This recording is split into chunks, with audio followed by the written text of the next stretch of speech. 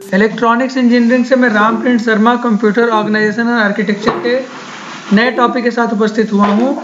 इस टॉपिक का नाम है रिस्क एंड सिस्क। रिस्क का पूरा नाम है रिड्यूस्ड इंस्ट्रक्शन सेट कंप्यूटर और सिस्क का पूरा नाम क्या है, कॉम्प्लेक्स इंस्ट्रक्शन सेट कंप्यूटर। और ये सीओ जो सब्जेक्ट है आपका है ना, उसके सिलेबस में एक इम्पॉर्टेंट रोल प्ले करता है। और नॉर्मली ये जो हमारे प्रोसेसर्स होते हैं है ना, उसमें वो जिस तरह से डिजाइन किए गए हैं उनके कॉन्फ़िगरेशन के बारे में यहाँ पर डिस्कशन होता है। तो आइए हम लोग बात करते हैं। तो जब हम माइक्रो प्रोसेसर्स की बात करते हैं तो दो तरह के माइक्रो प्रोसेसर्स में उसको कैटेगराइज किया जा सकता है। एक है रिस्क और दूसरा क्या है, सिस्क। तो रिस्क हमारा क्या है ना, रिस्क क्या है, रिड्यूस्ड इंस्ट्रक्शन सेट कंप्यूटर। नाम में ही पता चल रहा है कि ये क्या चीज़ है, रिड्यूस्ड इंस्ट्रक्शन सेट है ना, जहाँ पर इंस्ट्रक्शन सेट बहुत कम मात्रा में होंगे, वो बड़े सिंपल होंगे और बहुत कम मात्रा में होंगे। एक तो हमें ये समझ में आ रहा है कि कम होंगे और जितने भी होंगे वो सिंपल होंगे एकदम। तो सिंपल और फ्यू इंस्ट्रक्शंस आर देयर, एक चीज़ ये समझ में आ रही है। तो सिंपल का मतलब क्या है, जैसे ऐड, अगर हम कहें ऐड हमारा क्या है, एक सिंपल इंस्ट्रक्शन है। ठीक है, ऐड क्या है, एडिशन माइक्रो ऑपरेशन को परफॉर्म करता है। अब आप मुझे बताओ, अगर ऐड की सहायता से आपको मल्टीप्लिकेशन करना हो तो कैसे करेंगे। तो क्या करना पड़ेगा, मान लीजिए 4 × 5 हमको करना है ना। तो किसी रजिस्टर में आपने 4 ले लिया और दूसरे रजिस्टर में आपने 5 ले लिया और 5 में 5 को आप बार बार ऐड करते चले जा रहे हैं है ना। कितनी बार ऐड करना पड़ेगा, 4 बार। तो जिस रजिस्टर में आपने 4 लिया है उसको डिक्रीमेंट करना पड़ेगा और एक एक डिक्रीमेंट करते जाएंगे और उसी में 5 में 5 जोड़ते जाएंगे। तो 4 बार डिक्रीमेंट होगा तो 5 में 5 4 बार जुड़ेगा। मतलब जब ये लूप कंप्लीट होगा तो 5 + 5 + 5 + 5 दैट विल गिव यू 20। और 20 कैसे मिलेगा, 5 × 4 = 20। तो एक तरह से आप क्या कर रहे हैं, आपने ऐड का जो इंस्ट्रक्शन था उसको आप किसी लूप में चला दे रहे हैं और उस लूप को आपने 4 बार रन करा दिया। तो पहली बार वैल्यू 5 हो गई, दूसरी बार 5 + 5 हो गई, तीसरी बार 5 + 5 + 5 और चौथी बार 5 और जुड़ गया। तो आपको आंसर कितना मिल गया, 20 मिल गया। तो एडिशन ऑपरेशन को कई बार परफॉर्म करने के लिए आपको है ना, कई बार आप परफॉर्म कर रहे हैं तब मल्टीप्लिकेशन का ऑपरेशन कंप्लीट हो रहा है। मतलब अगर मल्टीप्लिकेशन के लिए कोई इंस्ट्रक्शन है वो एक कॉम्प्लेक्स इंस्ट्रक्शन है। बात समझ में आ रही है, that is a complex instruction. तो रिस्क जो हमारे प्रोसेसर थे उसमें इस तरह के कॉम्प्लेक्स इंस्ट्रक्शंस अवेलेबल नहीं थे। मेरी बात समझ में आ रही है, कॉम्प्लेक्स इंस्ट्रक्शंस अवेलेबल नहीं थे, केवल सिंपल इंस्ट्रक्शंस जैसे ऐड हो गया है ना, एडिशन के लिए सब्ट्रैक्ट हो गया या इंक्रीमेंट हो गया, डिक्रीमेंट हो गया, ऐसे इंस्ट्रक्शंस जो एक बार में परफॉर्म हो जाए, जिनको लूप की आवश्यकता नहीं है। ठीक है, ये हमारे क्या होते थे। तो अब इसको अगर आप देखें तो एक प्रकार का आपका माइक्रो प्रोसेसर है जिसमें जो इंस्ट्रक्शंस की संख्या वो बहुत कम है ना, वो बहुत सिंपल इंस्ट्रक्शंस हैं और इनकी सहायता से जो हमारा प्रोग्राम एक्चुअली में लिखा जाएगा उस कोड लेंथ थोड़ी बड़ी हो सकती है लेकिन उसको समझना आसान होगा। क्यों, क्योंकि सिंपल इंस्ट्रक्शंस यूज हो रहे हैं, बहुत कॉम्प्लेक्स है नहीं, इसलिए उसको आसानी से समझा जा सकता है। सिंपल इंस्ट्रक्शंस बहुत कम, मतलब एक फिक्स्ड मशीन साइकिल में ऑपरेट हो जाते हैं है ना। और ये जो इंस्ट्रक्शंस होते हैं वो छोटे होते हैं, उनको स्टोर करना आसान होता है, बहुत कम स्पेस में ज़्यादा से ज़्यादा उसको स्टोर किया जा सकता है। ठीक है, और इसको डिजाइन करना भी काफ़ी सिंपल होता है और ये इनएक्सपेंसिव होते हैं। इनएक्सपेंसिव का मतलब हुआ कि इनका जो कॉस्ट आता है वो काफ़ी कम आता है। इतनी बात समझ में आ रही है कि नहीं आ रही है। तो ये अगर आप देखें तो जो स्पार्क आपके हैं, पावर पीसीज हैं, ये सब जो एग्जांपल्स हैं ना, इन सब एग्जांपल्स, ये सब एग्जांपल्स रिस्क के एग्जांपल्स हैं। यहाँ पर रिस्क प्रोसेसर आपके यूज होते थे।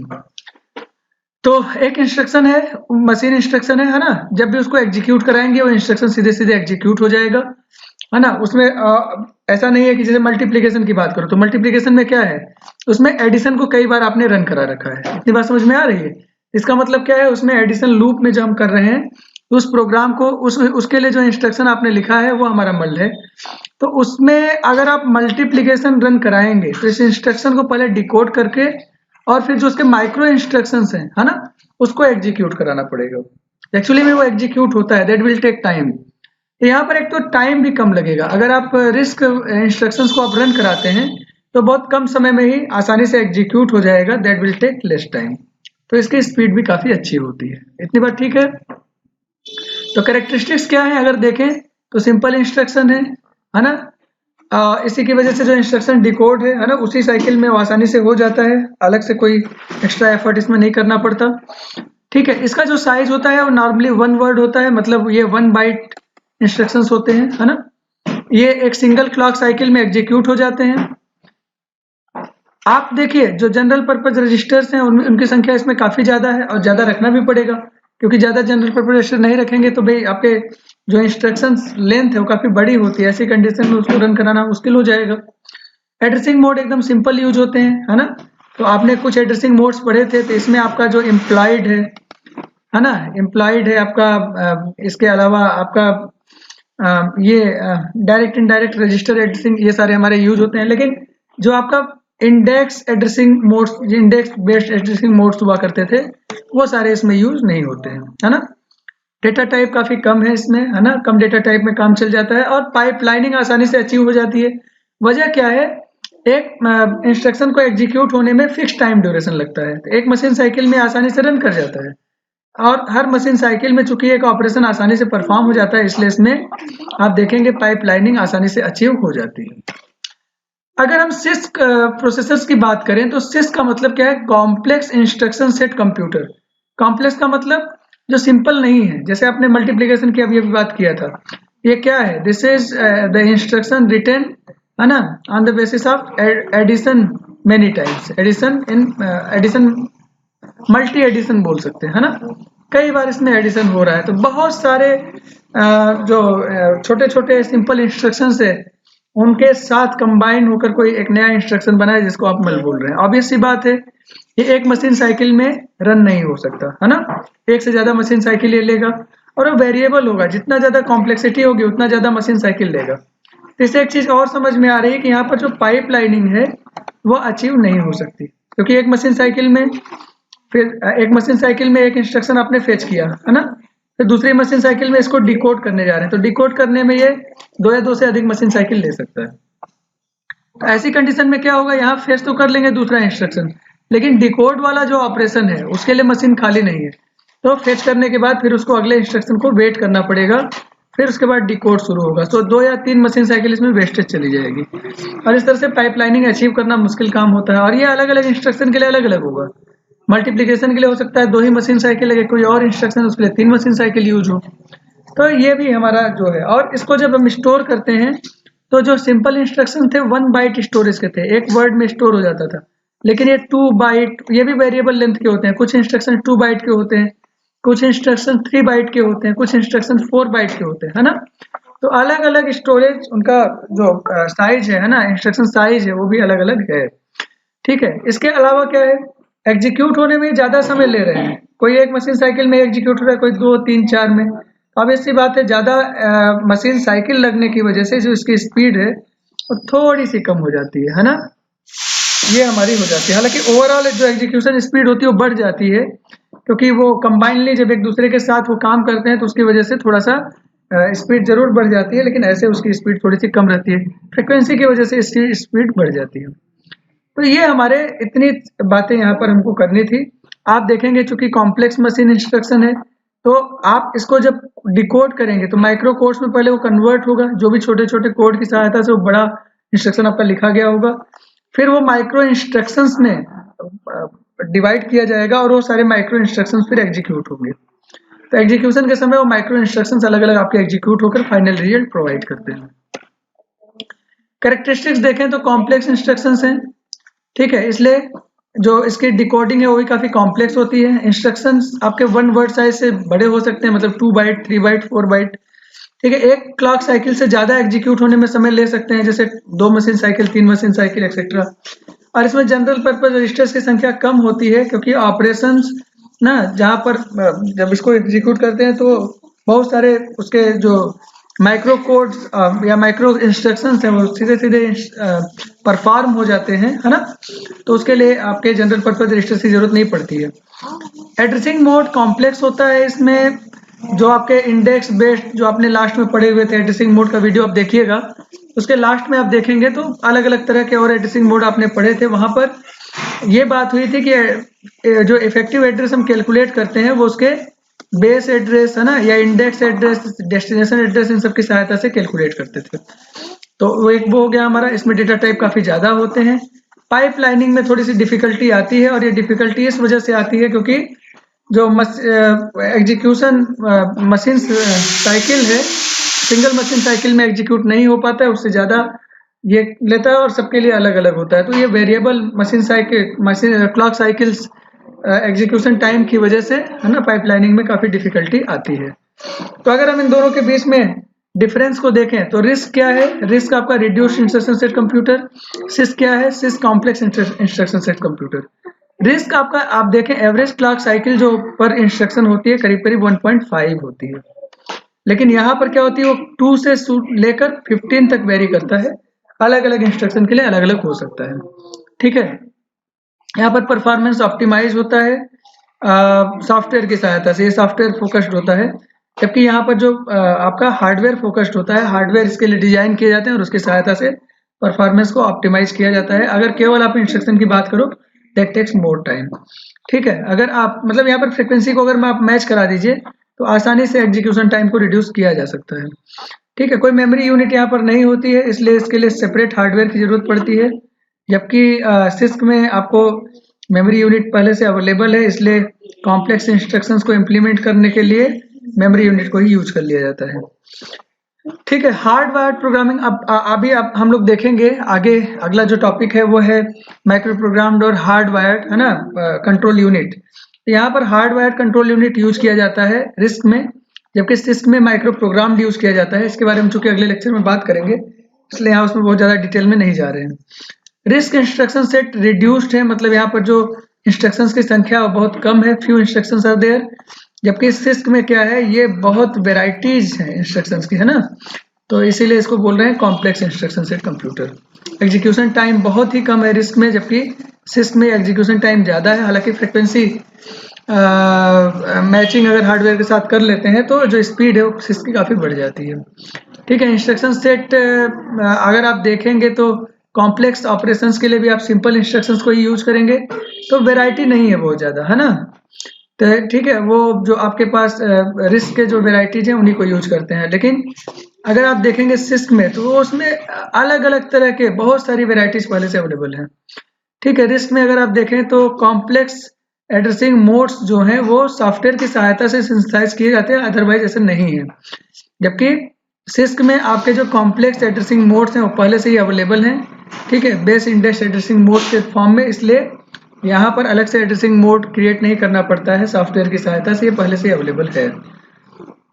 रिस्क में अगर आप देखें तो मल्टीपल रजिस्टर सेट पहले से प्रेजेंट है, जनरल पर्पज रजिस्टर की संख्या काफ़ी ज़्यादा है, जबकि सिस्क में क्या है ये रजिस्टर सेट जो है वो बहुत कम ही है। रिस्क में जो प्रोसेसर है वो हाईली पाइपलाइंड है, जबकि सिस्क में वो क्या है वो नॉर्मली पाइपलाइन नहीं होते हैं या बहुत मुश्किल से पाइपलाइन होते हैं, उसमें भी काफ़ी डिफिकल्टीज होती हैं। ठीक है, इसके अलावा जो प्रोग्राम एग्जीक्यूशन के समय बहुत सारी कॉम्प्लेक्सिटी लाई करती हैं। अगर आप जैसे मैं एक एग्जांपल बताता हूं, जैसे आप कोई भी एक प्रोग्राम लिखिए और उसमें आप मल्टीप्लिकेशन को यूज कर लीजिए बार बार। अगर उसी को आप ऐड इंस्ट्रक्शन की सहायता से एडिशन के लिए प्रोग्राम लिखेंगे बार बार, तो पहले उसमें कई लूप चलाने पड़ेंगे, फिर लूप के अंदर लूप चलाने पड़ेंगे, फिर इस तरह से जो प्रोग्राम कॉम्प्लेक्सिटी होती है वो बढ़ जाती है ना। तो प्रोग्राम कॉम्प्लेक्सिटी यहाँ पर बढ़ जाएगी, प्रोग्राम लेंथ बढ़ जाएगा। हालांकि माइक्रो प्रोग्राम में जो कॉम्प्लेक्सिटी है वो सिस्क में वो काफ़ी कम होती है। कोड एक्सपेंशन की अगर हम बात करें तो कोड एक्सपेंशन एक प्रॉब्लम है। छोटे सिंपल इंस्ट्रक्शन सेट की सहायता से अगर आप कोड को लिखते हैं तो वो काफ़ी बड़ा स्पेस कवर कर सकता है ना, बहुत ज़्यादा स्पेस लेता है। आपको बार बार सिंपल इंस्ट्रक्शंस की सहायता से कॉम्प्लेक्स इंस्ट्रक्शंस को रन कराने की जरूरत पड़ेगी। लेकिन सिस्क में क्या होगा, कॉम्प्लेक्स इंस्ट्रक्शंस को अगर आप यूज कर लोगे तो उससे क्या हो जाएगा, बहुत कोड जो काफ़ी छोटा हो जाएगा, क्योंकि आपने जैसे एडिशन के लिए आपने यूज किया, उसमें कई बार आपने लूप चलाए तो कई लाइंस आपको लिखनी पड़ी, आपने सीधे सीधे MUL लिख दिया, मल, है ना, तो मल्टीप्लिकेशन का ऑपरेशन क्या हो गया, परफॉर्म हो गया, है कि नहीं है। तो इस तरह से कोड का जो एक्सपेंशन है वो प्रॉब्लम नहीं है यहाँ पर। ठीक है, इस तरह से अगर इंस्ट्रक्शंस को डिकोड करने की बात करें तो भी एक सिंपल प्रोसेस है यहाँ पर, जबकि सिस्क में ये क्या होता है, काफ़ी कॉम्प्लेक्स प्रोसेस होता है। आखिरी में अगर आप देखें तो एक्सटर्नल मेमोरी रिक्वायर्ड नहीं होती है सिंपल इंस्ट्रक्शंस में कैलकुलेशन में, जबकि आपका सिस्क के कैलकुलेशंस के लिए एक्सटर्नल मेमोरी की रिक्वायरमेंट होती है ड्यू टू कॉम्प्लेक्स इंस्ट्रक्शंस। अगर कॉमन माइक्रो प्रोसेसर की बात करें तो alpha, ARC, arm, AVR, MIFF, है ना, ये पारिस्क, पिक मतलब PIC, पावर आर्किटेक्चर, स्पार्क, ये सारे जितने एग्जांपल्स हैं रिस्क के।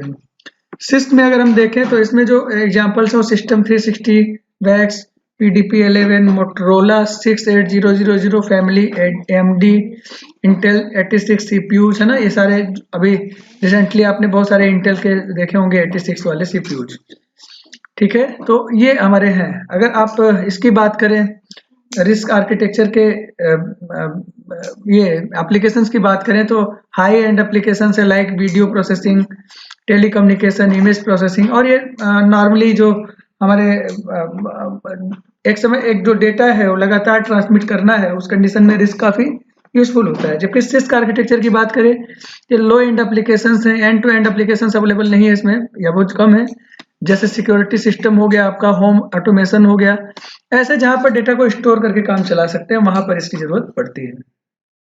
अगर हम प्रोसेसेस की बात करें तो मशीन रिस्क में जो इंस्ट्रक्शन है वो सिंपल है, इसलिए सीधे एग्जीक्यूट हो जाता है। जबकि सिस्क में क्या होता है, मशीन जो इंस्ट्रक्शन है उसका माइक्रो कोड कन्वर्जन होगा और जो माइक्रो इंस्ट्रक्शन उससे डेराइव होंगे, है ना, वो एग्जीक्यूट होते हैं। तो आज के लेक्चर में हम लोग रिस्क और सिस्क प्रोसेसर्स के बीच के डिफरेंस को देख रहे थे, है ना। बहुत सारी चीजें आपको समझ में आई होंगी, एग्जाम में आप इस तरह से लिख कर आइएगा तो आप पूरे नंबर उठा पाएंगे, है ना। एडवांटेजेस को अगर हम देखें ना, कई बार ये जैसे आपके पेपर में 10 मार्क्स का क्वेश्चन है ना, तो 10 मार्क्स में जो 5 मार्क्स है या 3 मार्क्स है ना, उसमें आपके एडवांटेजेस पूछ लिए जाते हैं कि रिस्क के एडवांटेजेस बताइए सिस्क के ऊपर। तो आप इसको ध्यान से देखें तो रिस्क प्रोसेसर का जो परफॉर्मेंस है ना, वो मतलब ये आपका सिस्क की अपेक्षा 2 से अधिक गुना ज्यादा अच्छा होता है। ये परफॉर्मेंस काफी बेहतर देता है ना। एक तो इसकी स्पीड काफी अच्छी होती है, सिंपल इंस्ट्रक्शंस हैं, एक ही मशीन साइकिल में वो रन हो जाते हैं, इसलिए परफॉर्मेंस काफी अच्छी रहती है। इसके अलावा जो ये रिस्क का जो आर्किटेक्चर होता है वो बहुत कम स्पेस कंज्यूम करता है ना, और कम स्पेस कंज्यूम करने की वजह ये है कि भाई ये जो सिंपल इंस्ट्रक्शंस है ये 1 बाइट इंस्ट्रक्शंस होते हैं, एक ही बाइट में स्टोर हो जाते हैं, इसकी वजह से ये काफी बेनिफिशियल रहता है। इसके अलावा आप इसको हाईली पाइपलाइन कर सकते हैं, और पाइपलाइन होने की वजह से जो एक्सेस टाइम है वो काफी बढ़ जाए, एक्सेस टाइम काफी लो हो जाता है, इससे स्पीड काफी बढ़ जाती है। ठीक है ना। इसके अलावा hard wired unit of programming use किया जाता है कंट्रोल यूनिट में, जो काफी बेनिफिशियल होता है, उसके कई सारे एडवांटेजेस, इसको आगे अभी हम लोग देखेंगे अगले चैप्टर में, अगले टॉपिक में। ठीक है। इंस्ट्रक्शंस का डिकोडिंग बहुत ही सिंपल है ना, और वो इमीडिएटली एग्जीक्यूट हो जाता है आसानी से जब आप इंस्ट्रक्शंस को रन कराने जाते हैं। कोई एक्सटर्नल मेमोरी कैलकुलेशन के लिए रिक्वायर्ड नहीं है सिंपल इंस्ट्रक्शंस होने की वजह से, और स्पीड फास्ट है क्योंकि एग्जीक्यूशन टाइम बहुत ही कम है। ये सारे एडवांटेजेस हैं रिस्क के सिस्क के ऊपर, है ना। तो risk is more advantageous over six. एक तो हमारी ये मिला। तो इतनी बात आज हमको करनी थी। अगले लेक्चर में हम लोग अगले टॉपिक के साथ फिर मिलेंगे। आपको सिर्फ इतनी बात मुझे बतानी है कि अगर आपने चैनल को सब्सक्राइब नहीं किया है तो अभी चैनल को सब्सक्राइब कीजिए, लोगों को बताइए वो भी चैनल को सब्सक्राइब करें, क्योंकि अब आपका एग्जाम सामने आ रहा है, यही पढ़ने का समय है ना। तो एक एक करके वीडियोस को ध्यान से देखते जाइए। फर्स्ट ईयर के बच्चों को बताइए कि वो इलेक्ट्रॉनिक्स पढ़ें, है ना। सेकेंड ईयर के बच्चों को बताइए वो कंप्यूटर ऑर्गेनाइजेशन पढ़ें। इसके अलावा यूनिवर्सल ह्यूमन वैल्यूज के जितने भी लेक्चर्स हैं वो यहाँ पर अवेलेबल हैं, उसको भी आप पढ़ें। ठीक है ना। चलिए इसी मोड पर वीडियो को समाप्त करते हैं, अगले लेक्चर के साथ फिर मिलेंगे। आप सभी को नमस्कार।